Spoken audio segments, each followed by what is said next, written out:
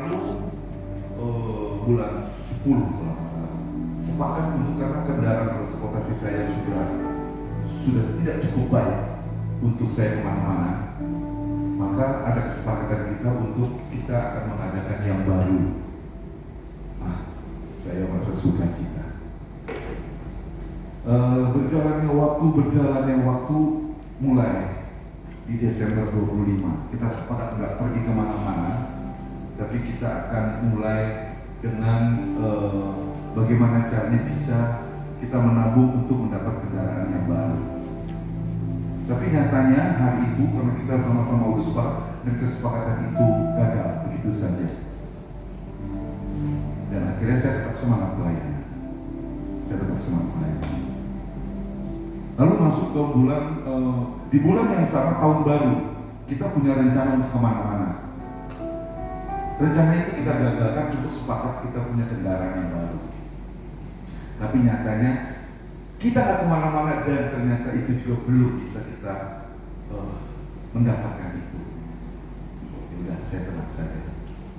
Sampai akhirnya masuk ke bulan Februari kalau nggak salah, Imlek.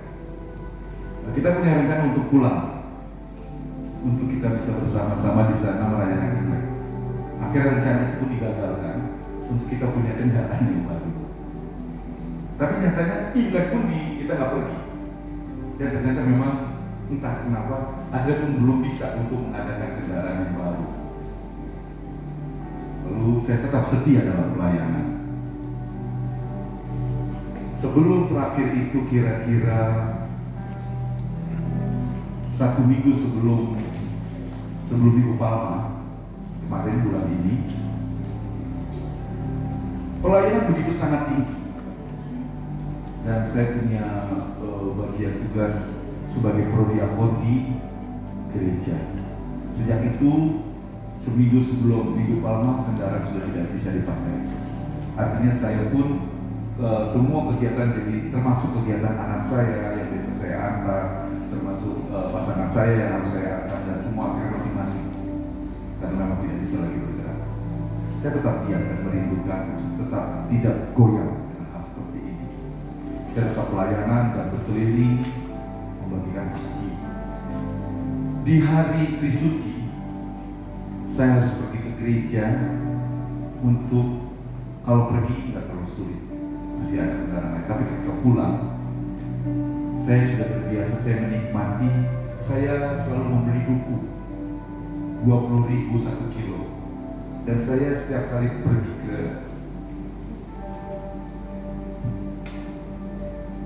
gereja, karena tugas dari hari suci itu misalnya banyak sekali orang.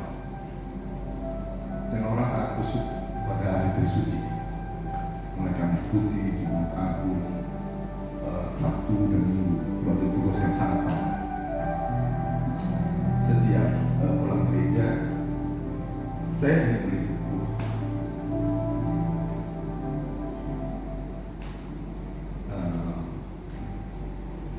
Dan pulang saya bawa buku sampai di rumah.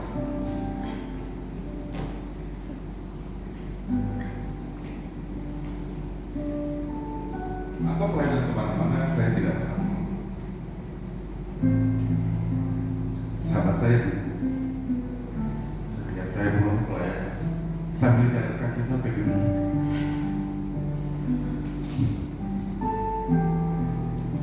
Tuhan ini apa? Tapi saya juga tidak mau banyak hal karena begitu banyaknya yang minta untuk pelayanan, akhirnya saya tidak bisa memenuhi. Karena saya juga tidak mau mengeksploitasi situasi saya. Dan mereka pada yang sifatnya bertanya-tanya kenapa, tapi saya juga tidak. Saya dibilang maaf, saya bisa ditukar dengan yang lain. Saya hanya ambil tugas-tugas pokok yang bisa saya lakukan dengan transportasi umum, termasuk ke beberapa tempat di luar paroki saya. Tiba-tiba sahabat saya, dulu saya punya sahabat saya ini besar di rumah saya. Dia sempat kecelakaan, kita sudah ketemu cukup lama. Dia ajak saya telepon untuk ketemuan. Lalu kita punya sepakat nanti akan ketemuan di Central Park. Nah, berjalannya waktu sampai saya akhirnya putus asa. Bagaimana caranya ini supaya saya bisa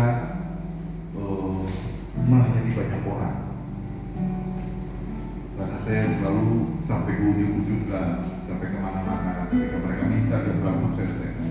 Satu ketika saya bicara sama seorang sahabat saya. Lalu saat itu sahabat saya bilang, sabar ya. Oke, saya akan melakukan pembelian dengan cara yang seperti biasa angsuran. Lalu tiba-tiba berjalannya waktu, puji Tuhan, saya sudah diskusi sama pasangan saya nggak setuju karena terlalu mahal perhitungannya. Tapi saya tetap tenang sampai ketika dana itu semua saya terkumpul untuk melakukan mendapatkan untuk saya bisa berpergian ini. Tiba-tiba sudah disurvei, semua sudah lengkap.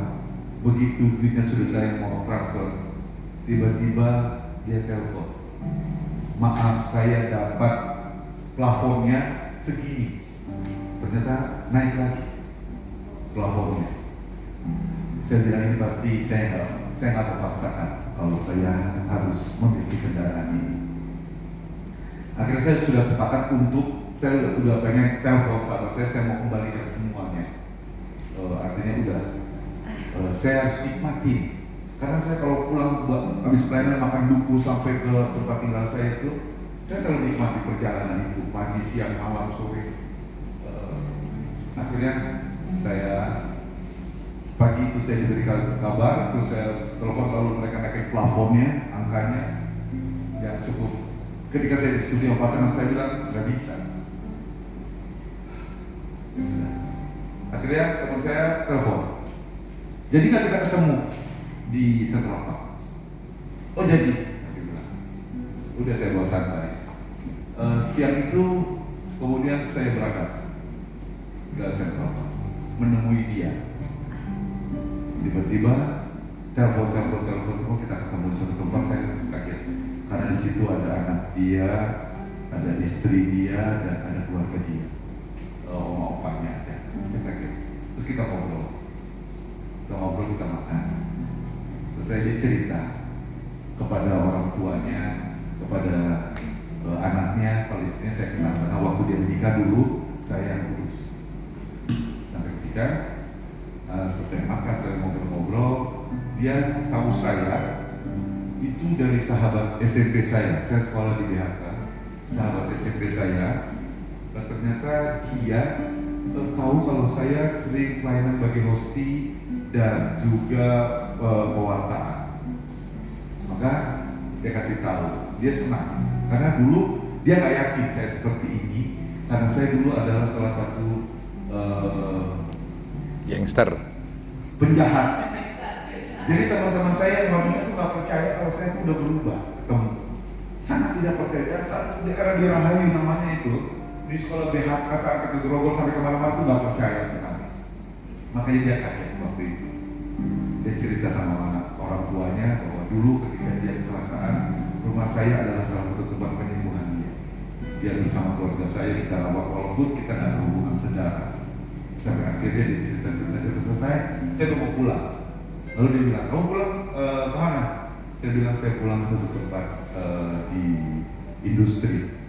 Oh bukan di ini lagi, enggak? Saya di industri. Saya dengar kamu di Mangga Besar. Oh benar. Ya. Begitu mau pisah, kamu naik apa? Busway. Wih, kaget dia. Emang kenapa? Kan itu transportasi umum. Dan ini nggak ada masalah. Iya benar, iya. Ah benar. Kalau itu banget. Diangkat sama dia akhirnya, nggak apa-apa, saya bilang, nggak apa-apa gitu. Saya diangkat.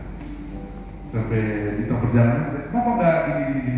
Nggak apa-apa, yang kami kasih menghibur diri lah ya, menjaga peristiwa kebersamaan untuk sebuah relasi.